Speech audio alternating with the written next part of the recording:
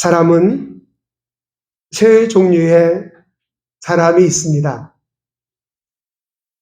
형이상학적 인간, 형이하학적 인간, 그리고 영적인 인간이 있습니다. 그러면 형이하학적 인간이란 무엇을 말하고 있을까? 그것은 본능에 충실한 삶을 이야기하고 있습니다. 먹고 마시는 것을 인생의 최고의 기쁨으로 생각하는 사람, 형이하학적 인간이죠. 쾌락을 추구하는 것이 인생 최고의 기쁨으로 생각하는 사람, 형이하학적 인간이죠. 자기 욕망을 풀기 위해서 수단과 방법을 가리지 않는 사람, 이런 사람들을 형이하학적 인간이라고 말을 합니다. 창세기 2장 19절을 보면 하나님께서 인간을 지으실 때 흙으로 사람을 지으셨습니다.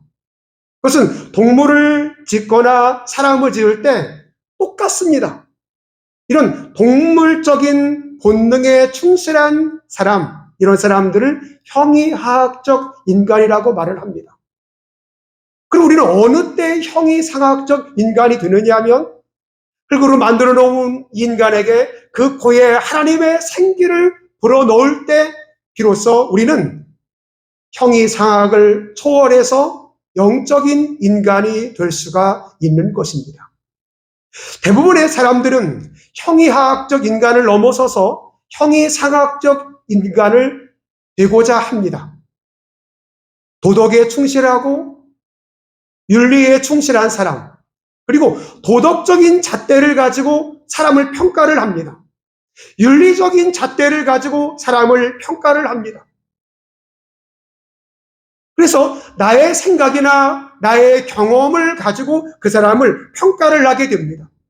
이 도덕적인 기준에 과연 저 사람이 어느 정도 선에 올라가 있는지를 내 스스로 평가를 하고 그 도덕적인 기준에 의해서 내 평가의 기준에 미달이 되면 저 사람은 하찮은 사람이라고 이야기하고 그 위에 넘어가게 되면 야, 무시할 수 없는 사람이구나 라고 평가를 해버립니다. 모든 것이 자기의 삶이, 자기의 도덕이, 자기의 윤리가 기준이 되어버린 사람입니다. 남이 볼 때 그 사람은 하찮은 사람인데 본인 스스로가 상당히 우월한 사람인 것처럼 늘 행동을 하고 그렇게 말을 하고 다닙니다. 근데 본인은 그것을 알지 못하지만 남들은 다 알고 있어요. 본인이나 잘 하시지. 우리는 인간의 도덕적인 기준, 어떤 윤리적인 기준에 잣대를 대는 것이 얼마나 위험한가를 말씀하고 있는 것입니다. 창세기 19장 1절부터 보게 되면 어제 그저께인가요? 그 대구의 동성애자들 모임, 퀴어 축제에 관한 이야기들이 되게 매스컴에서 화제되고 있습니다. 과연 우리는 그런 사람들을 어떻게 봐야 할 것인가에 대해서 오래전에도 제가 말씀을 드린 적이 있었습니다. 창세기 19장 1절부터 보게 되면 롯이 소돔이라고 하는 곳에 머물게 됩니다. 소돔은 과거에 모압 땅이었고 오늘날은 요르단 땅이 되겠습니다. 어떻게 보면 이스라엘과 약간 떨어진 곳이죠. 그곳은 사해 바다가 있고 그리고 지리적으로 매우 풍부한 살기 꽤 좋은 도시가 바로 소돔이라고 하는 도시였습니다. 롯이 아브라함과 결별을 하고 롯이 택한 땅은 바로 소돔 땅이었습니다.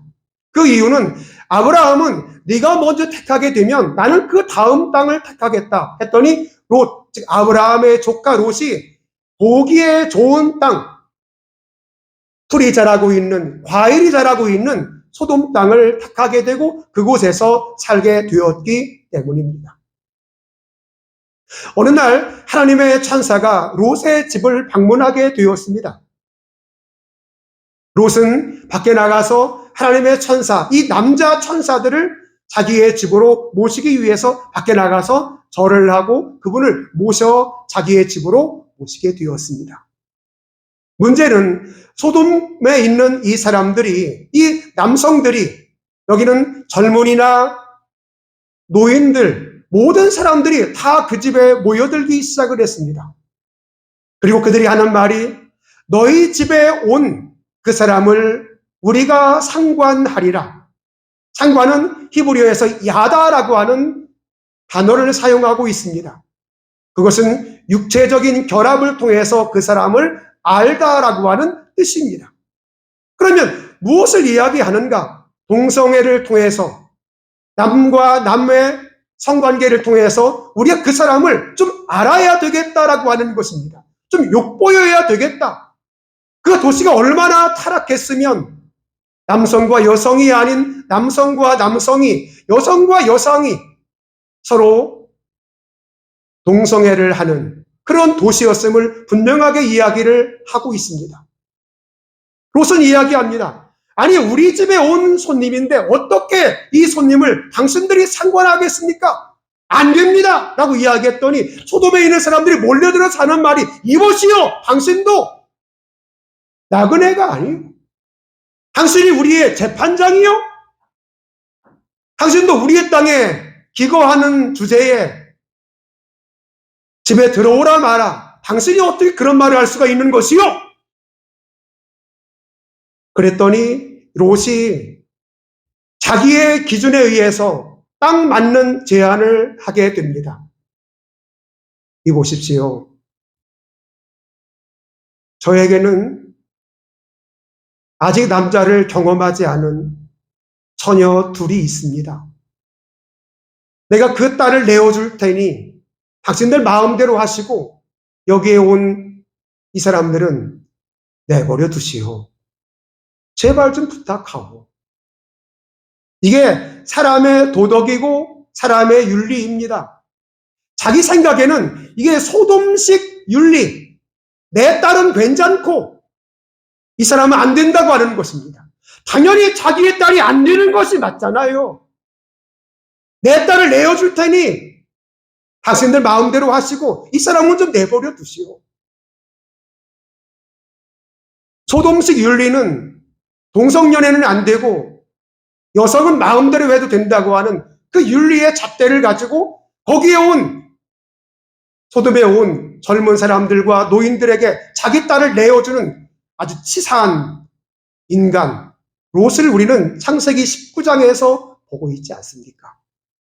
사람의 기준이라고 하는 것이, 사람의 윤리라고 하는 것이, 사람의 도덕이라고 하는 것이 내가 보기에는 하찮아 보여도 남들이 보기에는 괜찮을 수 있고, 내가 보기에는 괜찮은 윤리의 선에 있는 것 같지만, 도덕적인 선에 있는 것 같지만 남들이 보기에는 하찮을 수도 있습니다. 자기 기준이 아닌 하나님의 기준에 맞춰야 되는데 다 대부분의 사람들은 자기 기준에 맞춰 놓고 나보다 다 못한 사람들로 폄하해버리는 이런 롯과 같은 인간들이 이 땅에는 많이 있다는 것입니다. 세 번째 사람은 영적인 사람입니다. 그럼 이 영적인 사람이란 무엇을 이야기할까요? 하나님 말씀을 기준으로 삼는 사람입니다. 나의 길이 아닌 하나님의 길을 먼저 생각하는 사람입니다. 내가 무엇인가를 결정하는 데 있어서 내가 결정하기보다는 과연 이것을 하나님이 기뻐하시는가를 먼저 생각하는 그런 사람이죠. 근데 자기의 기준, 자기의 경험에 의해서 이 정도면 하나님이 기뻐하시겠지. 그건 아까 이야기했던 형이상학적 인간, 도덕이나 윤리의 잣대를 가지고 자기의 기준에 의해 살아가는 롯과 같은 그런 사람이거든요. 과연 이 일을 하나님이 기뻐하실까를 먼저 생각하는 것입니다. 이 길을 걸어가는데 이 길을 하나님이 기뻐하시느냐 아니면 내가 기뻐하느냐를 먼저 생각하는 거죠. 내가 먼저가 아닌 주님이 먼저. 말씀이 기준이 되어 우리의 삶을 이끌어가는 바로 그런 사람이 영적인 인간이 아니겠습니까? 주전 621년 요시야가 종교개혁을 단행을 할 때 요시야가 성전을 수리하다가 말씀의 책, 아마도 신명기서를 발견을 하고 난 다음 hil기야가 그것을 요시야 왕에게 갖다 줍니다. 요시야가 그 책을 읽으면서 깜짝 놀라게 되었습니다. 이 땅에 우상 숭배를 하는 것이 얼마나 위험한 일인가를 알게 되었습니다. 그리고 그는 말씀을 가지고 이스라엘을, 즉 유다 땅을 계속해서 개혁해 나가기 시작을 합니다. 왕권이 아닌 하나님의 말씀을 기준으로 해서 그는 종교개혁을 단행하는 데 있어서 당시에 아세라, 바알 신당들이 전국 곳곳에 많이 있었지만 이 산당들을 다 없애버리는 일에 요시야 왕이 자기 힘을 다 쏟습니다. 여기에 반대하는 사람이 얼마나 많았겠어요? 당신은 바알의 천국이었었는데, 당신은 아세라의 천국이었었는데, 아마 거의 전 국민들이 바알과 아세라를 섬기는 그 나라가 아니었습니까? 근데 요시야 왕은 백성의 뜻이 아닌 하나님의 뜻을 가지고 이것은 이 바알 신당을, 아세라 신당을 과감하게 없애버리기 시작을 해버립니다. 무엇을 가지고? 말씀을 기준으로 삼아서. 저는 그래서 사실 저는 솔로몬보다 요시야 왕을 훨씬 더 좋아합니다. 철저하게 말씀을 기준으로 하여 살았던 요시야 왕. 아브라함도 말씀을 따라갔던 사람이 아니었습니까? 내 본토 친척 아버지의 집을 떠나 내가 네게 지시하는 땅으로 가라. 그는 자기의 의지와 자기의 생각과 상관없이 그는 말씀을 따라 갈대아 우르라고 하는 그곳에서 가나안 땅으로 이주를 하게 되지 않아요. 자기 아버지가 있었던, 자기 할아버지가 있었던, 자기의 친척들이 널브러져 있는 그 땅을 버려두고 가나안 땅으로 올 수 있는 것은 그는 말씀을 따르는 그러한 사람이었기 때문입니다.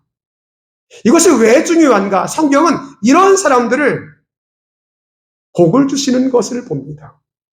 자기의 길이 아닌 하나님의 길을 먼저 생각하는 사람, 자기의 뜻이 아닌 하나님의 뜻을 먼저 생각하는 이 사람에게 하나님께서는 복을 내리신다는 것입니다. 오늘 멋진 철흥이 형제가 읽어준 이 본문의 말씀 가운데에서 진노에 대한 이야기를 하고 있습니다. 전 돌아보니까 우리 아버지가 우리들에게 그렇게 언성을 높여서 소리를 지르거나 진노한 그런 모습들을 제 기억에는 그냥 단언코 없습니다. 그 진노라고 하는 것, 제가 지난주 주일날도 주보에 썼지만 제가 가장 충격을 받았던 것은 한 교회에서의 일이었습니다. 심장이 멎을 것 같은 그때, 지난주에 얘기했던 내가 정말 좋아하고 존경했던 그 선생님이 헌금 한 통을 집어 던졌을 때 저는 그때 제 마음이 얼마나 무너졌는지 모릅니다. 단 한 번도 집에서 그런 모습을 본 적이 없었고 가족 간에도 그걸 본 적이 없었는데 그 충격이야말로 정말 제 스스로가 한꺼번에 무너지는 바로 그때였으니까요. 그러면 우리는 우리의 아버지가, 우리의 어머니가 항상 사랑만 있는 사람인가? 그렇지 않다고 생각합니다. 분명한 것은 아버지가 진노할 때가 있죠. 엄마가 진노할 때가 있죠. 근데 우리의 기억 속에서 그것을 진노라고 생각하지 않는 것은 아마 그것은 자식이 부모를 사랑하는, 부모가 자식을 사랑하는 그 사랑을 보았기 때문에 우리는 그것을 진노라고 이야기하지 않을 수도 있습니다. 그러나 우리가 하나님을 생각하는 데 있어서 하나님을 진노하지 않고 늘 사랑의 하나님으로만 생각한다면 이 또한 문제가 심각합니다. 신약에서는 하나님의 사랑을 이야기하고 있지만 구약에서는 하나님의 진노에 대해서 끊임없이 이야기하고 있거든요. 하나님의 심판에 대해서 우리에게 말씀을 하고 있지 않아요. 우리는 이 땅에 하나님의 사랑을 듬뿍 받고 살아가지만 여러분과 제가 하늘나라에 가게 되면 모두가 다 심판을 받게 될 것입니다. 이 땅에서 우리가 어떠한 삶을 살았는지 우리의 행한 그대로 우리는 심판을 받게 될 것입니다. 물론 저와 여러분들이 걱정하지 않을 것은 우리는 하늘나라의 상급을 위한 심판이 되리라 믿고 확신합니다. 아멘 하십시다. 아멘이 안 되거든 내가 더 열심히 주를 위해 충성해야 되겠구나라고 생각을 하시고요. 그 나라에 가서 심판을 면할 수 있는 사람은 단 한 사람도 없습니다. 여러분이 이 땅에서 어떻게 살았느냐를 그대로 그곳에서 심판을 받게 될 것이기 때문입니다. 그럼 하나님께서는 오늘 말씀하신 로마서 1장에서 말을 하고 있는 하나님의 진노는 어느 때 진노가 나타나는가? 그 첫 번째 18장 1절을 보게 되면 로마서 1장 19, 20절을 보게 되면 핑계대는 사람입니다. 무슨 사람이라고요? 핑계대는 사람. 하나님을 알만한 것을, 즉 알만한 것이란 하나님의 신성, 하나님의 신이 쓴 것을 모든 사람에게 다 열어줬다는 것입니다. 나는 교회를 안 다녀봤기 때문에 하나님을 모르겠어요. 나는 전도를 아직 안 다녀봤기 때문에 하나님 모르겠어요. 아니라요. 하나님께서는 모든 하나님의 신성을 모든 사람이 다 알 수 있게 해주었다는 거죠. 과거에 그런 말이 있었잖아요. 스님도 물에 빠져 죽게 되었을 때, 아이고 하나님! 사람의 본성이 하나님을 찾게, 하나님을 알게 하나님이 이 땅을, 이 인간을 창조했다는 것입니다. 하나님을 알만한 것이 그들 속에 보임이라 이미 모든 사람이 하나님을 알만한 것을 보였다는 것입니다. 자연을 통해서. 또 예수님이 이 땅에 오신 것도 보여주신 것입니다. 그분이 하나님의 아들인 것을 믿지 않는 사람도 다 알고 있습니다. 그 나라에 가서 나는 전도를 안 받아봐가지고요. 난 모르겠어요. 안 믿어서. 아니요. 그 심판은 그것을 이야기해도 통하지 않을 것입니다. 이미 모든 사람에게 다 하나님을 알 수 있도록 복음이 전해졌을 뿐만 아니라 자연을 통해서 하나님을 알 수 있게 해 주었다는 것이죠. 그가 만드신 만물에 분명히 보여졌다는 것이죠. 허월이 권사님이 전에 그런 말을 하더라고요. 목사님, 제가 조금 살아보니까요. 봄에 피는 꽃이 있고 여름에 피는 꽃이 따로 있고요. 가을에 피는 꽃이 따로 있고 겨울에도 피는 꽃이 있어요. 더 신기한 게 뭔지 알아요? 모르겠는데요. 산속에 피는 꽃을 봐요. 누가 알아주지도 않고 쓰다듬어 주지도 않는데 알아서 피잖아요. 참 하나님의 뜻이 참 신기하다고. 그 이야기를 제가 몇 번을 들었습니다. 전에 우리 아버지가 했던 그 말씀도 여러분 기억하시잖아요. 하도 말씀을 많이 드려가지고. 이 이유는 제가 전에 안 했을 것이라는 생각이 아니라요. 그처럼 중요하기 때문이에요. 농사를 80년 넘게 지어보니 내가 할 수 있는 일이 없더라는 것. 하늘의 햇빛도 하나님이 주시고 바람도 하나님이 주시고 비도 하나님이 주시고 내가 하는 일은 아무것도 없어. 아버지가 하는 일이 없어요. 물 댔다, 물 빼고, 물 댔다, 물 빼고. 내가 하는 일이 그것밖에 없더라고. 나머지는 다 하나님이 하시잖아. 하나님이 하시잖아. 여러분, 이 땅에 핑계 중심에 사는 사람이 있습니다. 이래서 안 되고 저래서 안 되고 그래서 그랬고 저래서 그랬고 다 핑계예요. 여기 이야기하고 있어요. 만물에 분명히 그를 나타내 보이셨으니 핑계하지 못할지니라. 나중에 그 나라에 가서 그래서요 안 돼요 모르겠는데 핑계 댈 수가 없다는 거예요. 하나님은 어느 때 분노하는가? 핑계대는 사람. 그때 하나님은 분노한다고 오늘 20절의 말씀을 하고 있습니다. 두 번째, 감사하지 않는 사람입니다. 21절을 보게 되면 하나님을 알되 하나님을 영화롭게도 아니하며 감사치도 아니하고 하나님을 영화롭게, 하나님을 높이고 하나님을 영화롭게 하지 않고 감사하지 않는 사람이죠. 맨날 그의 삶에 불평의 투성입니다. 하나님이 이 땅을 창조하시고 나에게 생명을 주었지만, 나에게 가정을 주었지만, 내가 살아가는 호흡을 주었지만 여기 감사가 없어요. 맨날 이래서 저래서 이래서 저래서. 근데 여기 보게 되면 감사하지 아니하고 하나님은 어느 때 분노하는가? 하나님을 영화롭게 하지 아니하고 감사치 아니할 때라고 말씀을 하고 있잖아요. 믿음이 보입니까, 목사님? 저는 이야기할 수 있어요. 네, 보여요. 어떻게 보여요? 그들의 말 속에 믿음이 보이죠. 그의 생활에 감사가 있는가 불평이 있는가를 들어보면은 그 사람이 믿음이 있는가 없는가를 금방 알 수 있지요. 하나님도 이야기하시잖아요. 나를 영어롭게 하지 아니하며 감사치 아니하고 오히려 그 생각이 허망해지며 미련한 마음이 어두워졌나니. 늘 허망한 마음, 감사치 않는 마음, 어두운 마음을 그냥 가슴에 담고 살아가는 그 사람을 바라보면서 하나님은 진노한다고 말씀을 하고 있습니다. 세 번째, 우상을 섬길 때입니다. 22, 23절을 보시게 되면 스스로 지혜 있다 하나, 우리가 되게 지혜로운 사람 같잖아요. 되게 똑똑한 사람 같고.